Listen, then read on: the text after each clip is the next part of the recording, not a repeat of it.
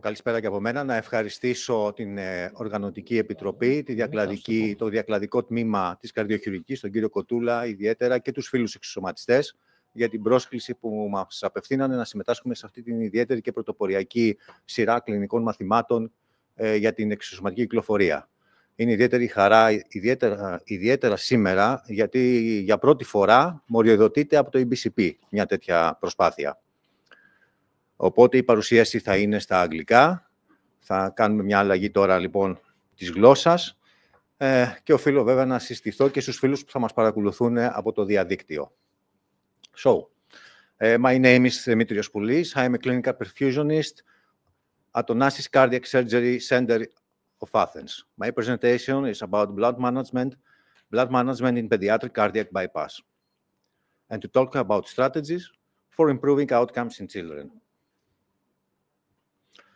Why children? Because they face unique challenges, especially neonates and infants. The cardiac bypass is often necessary in congenital heart disease repairs.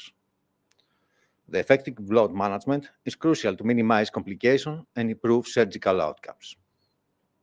When we talk about blood management, we talk about red blood cells, frozen plasma, platelets.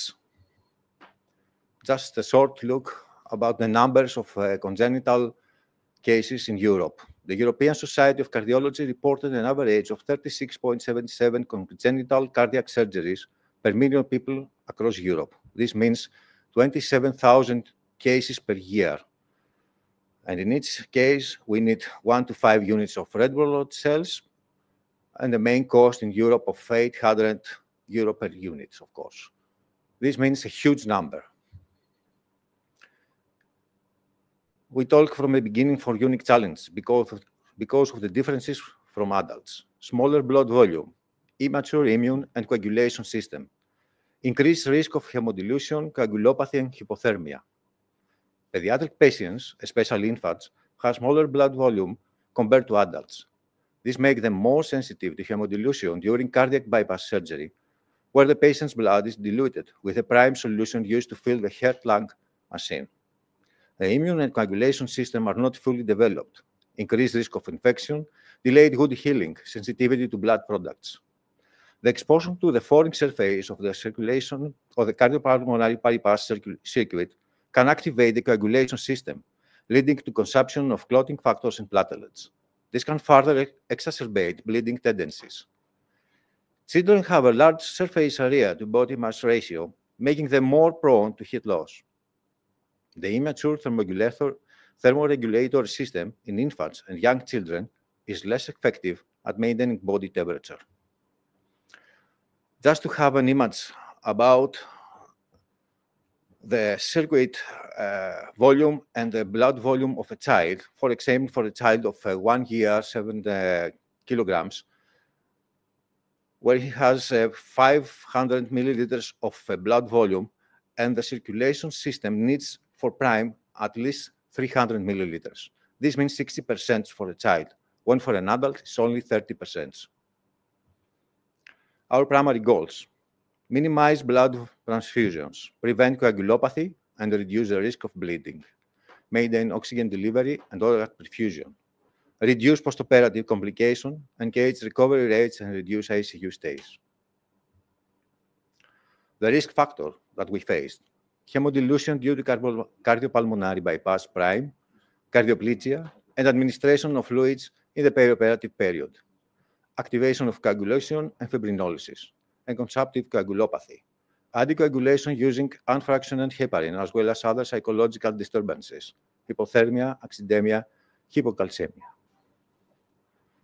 2018, Hollet, Siemens, and other authors has put some important pillars: the effort to optimize preoperative hemoglobin, limit blood sampling, improve hemostasis, reduce bleeding, correct coagulopathy, and incorporate blood-sparing techniques are important pillars of patient blood management programs. A 2019 published NATA guidelines, patients' blood management for neonates and children undergoing cardiac surgery. Before we go to continue at the perioperative time, let's have a short look at preoperative optimization. One of the cornerstones of modern blood management programs is the identification and the treatment of preoperative anemia, correct anemia with iron or erythropoietin. In a single-center retrospective cohort of 220 children undergoing cardiac surgery, preoperative anemia was associated with an increased risk of perioperative acute kidney injury.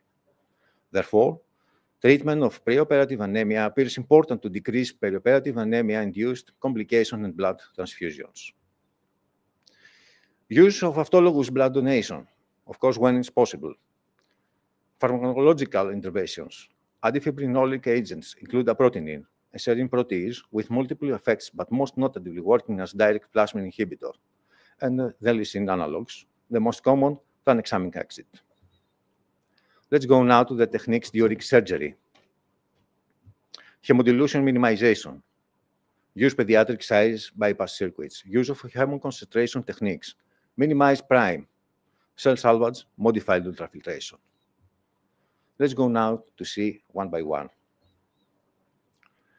One potential target unique to neonates and small infants when compared to adults is the enormously disproportionately large cardiopulmonary bypass surface area with respect to patient size. Circuit miniaturization allows this ratio more in line with that of older children. Clinical models suggest that these efforts could reduce fragmentation of blood cells and large proteins. Investigation also suggests that avoiding the use of allogenic blood in the pap prime, which can be achieved if the circuit size is adequately restricted, may significantly reduce CPB-induced inflammation and coagulopathy. When for an adult half arterial line and circuits 3/8 and a venous lines of half, for a pediatric, for a child we have 3/16 or 1/4 arterial line and 1/4 venous. The length of circuit is almost for an adult 6 meters, and in a pediatric case around 3 meters. And of course, at the pediatric cases, pumps as close as to patient reservoir.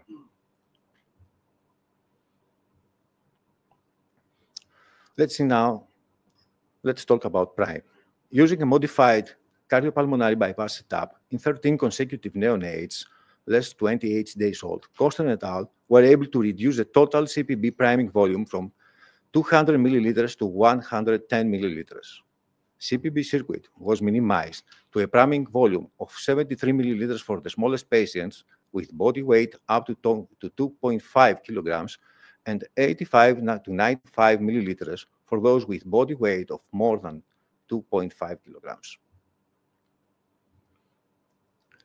Many authors concluded that French frozen plasma in the priming solution for infants appears slightly superior to late administration in terms of postoperative bleeding.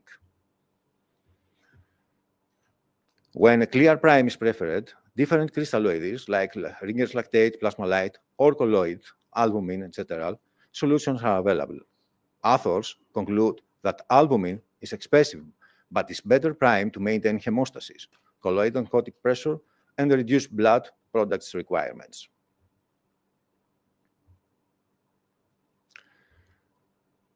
Ultrafiltration. We have two ways. Conventional ultrafiltrations performed during CPB in children is associated with a statistically significant but clinically modest increase in the concentration of fibrinogen and other coagulation factors at the end of the procedure. Modified ultrafiltration, which is performed after weaning from CPB, has been demonstrated to increase plasma protein concentration and decrease postoperative bleeding and transfusion requirements. The efficacy of the two techniques have been discussed in several articles. These findings suggested that both modified ultrafiltration and conventional ultrafiltration can improve clinical condition in the immediate post-cardiopulmonary bypass period, reduce the plasmatic concentration of inflammatory molecules, increase plasma protein concentration, and decrease postoperative bleeding and transfusion requirements, improve pulmonary compliance and gas exchange. Recent technical advances have made cell salvage feasible in neonates and infants, and therefore the use of cell salvage devices in pediatric cardiac surgery is now more common. acute normovolemic hemodilution involves the removal of blood, mostly shortly after the induction of anesthesia, and is simultaneously replacement by an adequate volume of colloid or crystalloids to maintain normovolemic status. The efficacy of NaH depends on several factors: the volume of surgical blood loss, patient's initial hematocrit, target post-NaH hematocrit, and the hematocrit used as the transfusion trigger. The size of the patient, but also starting hematocrit, cardiac anatomy, and whether a lesion is cyanotic or not cyanotic will impact not only the safety of the procedure, but also its successful completion. There are studies suggested that children with an CPB hematocrit of 20% had a worse outcome than those with an CPB hematocrit of 28%. The administration of 400 units per kilograms of heparin has been shown to produce adequately prolonged activate clonic time above 480 seconds in infants and children. However, to the low levels of adithrovine in neonates, the standard weight-based doses have been shown to inadequately suppress thrombin generation. Indeed, the differences in heparin sensitivity in the pediatric population is likely to be related to adithrovine levels. And as adithrovine is produced by the liver, it is influenced by age, heart failure, liver dysfunction, and inflammation. If we like to sum up all the previous slides and to create recommendations, we talk about diagnosis and treatment of preoperative iron deficiency anemia, prophylactic administration of lysine analogs, miniaturized cardiopulmonary bypass for neonates and infants in order to reduce the effects of hemodilution, a target hematocrit above of 24% during cardiopulmonary bypass, fresh frozen plasma to the CPB prime in neonates, colloid albumini should be preferred over crystalloids for clear priming, conventional ultrafiltration, or at least 10 minutes of modified ultrafiltration for neonates and infants undergoing cardiac surgery. Use of cell salvage in pediatric cardiac surgery in order to reduce the perioperative transfusion, and targeting ACT 480 before and throughout CPB, and initial dose of 400 units per kilograms of unfractionated heparin prior to CPB initiation. We begin with challenges in implementing blood management protocols. Challenges because it's difficult predicting blood loss in complex cases, variability in coagulation response in children, equipment limitation in smaller children. The solution in all this, multidisciplinary team approach, ongoing training, and of course, protocol adjustments. This is the only way to drive to the success. And the benefits of a blood management in pediatric cardiac surgery is to reduce infection risk from fewer transfusions, shortened ICU stays and faster recovery, lower rates of transfusion-related complications, lower overall healthcare costs. Thanks for your attention. Σας ευχαριστώ. Dimitris, thank you very much for your precise and understandable presentation. I would like to invite Mr. Saris for a short comment. Mr. Kanakis, please, you have the floor.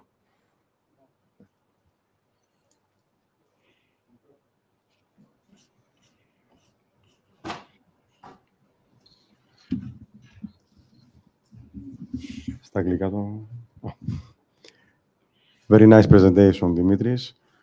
You explained everything. What should we focus on, especially on pediatric and neonatal circuit? I would like to stress that we prefer the smallest circuit with the highest flow. This is the purpose. And of course, MAF, now only MAF, not conventional ultrafiltration, MAF, and in some cases, especially in the USA, zero balanced ultrafiltration, but there are no trials comparing those MAF and ZBUF. So MAF or ZBUF is zero balanced ultrafiltration is probably the same, but you should be very careful because you are doing this at the end of the procedure, and you need to be very aware of air embolization and these things. And of course, surgical technique. You should be meticulous, not to have that afterwards in ICU, I mean. And just to let you know that modified blood filtration has not proven the superiority in ICU stay and hospital stay. Thank you very much. We have online Mr. George Saris, Chief and Director of Second Pediatric Cardiac Surgery of Mitera Clinic, for a short comment, please. I would like to congratulate the speaker for a very nice overview of the problems, the challenges, and recommended actions to improve outcomes when using cardiopulmonary bypass for neonates and small infants and children. Obviously, it was covered well. My comment is that many of these interventions can be used and adopted to different degrees. It is very important, as I think the speaker already suggested, that they all be fitted into a whole system that is used consistently in a protocol manner, so that results, successes, and problems can undergo scrutiny and troubleshooting.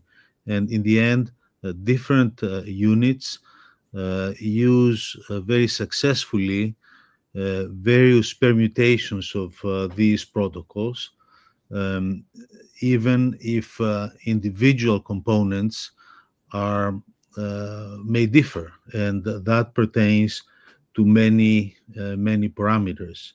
There are many details, which of course a short presentation could not have possibly covered, and many issues. For example, what one does when there is consideration of the use of protein in cases of circulatory arrest. There are issues of how to compose the prime.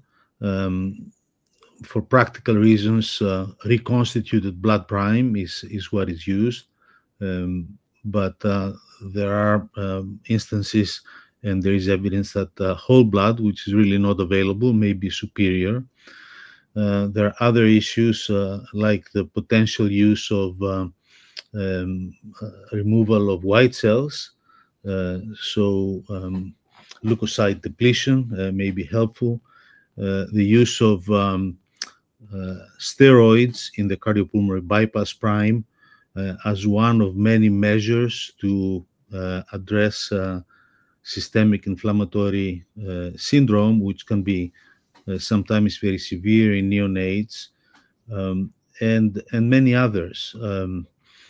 But on the whole, as I said, the presentation touched on the most important components, and I would just reiterate that it's important that all these components be thought of as a package of measures that should be used consistently in a protocol, and then each team, according to local practice and local availability of technology, can try to adapt and improve this whole package by monitoring results and improving on potential problems. Again, congratulations for the very nice presentation.